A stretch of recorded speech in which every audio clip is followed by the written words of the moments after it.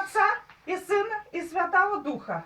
Как быстро и безопасно избавиться от кашля.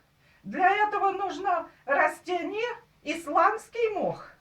Исландский мох, чайную ложечку без верха насыпают в крутой кипяток, который примерно чашку объем, и закрывают крышкой. Чашка должна быть фарфоровая, не металлическая ни в коем случае. И примерно надо подождать минут 10-15, она настоится, и перед сном выпить. Это надо продолжать вот так вот, пока кашель не пройдет, каждый день перед сном. Эффект будет настоящий. Богу нашему слава, всегда ныне и присно и во веки веков. Аминь. Так, выключаю. Так, Выключайте. Да. Ну все.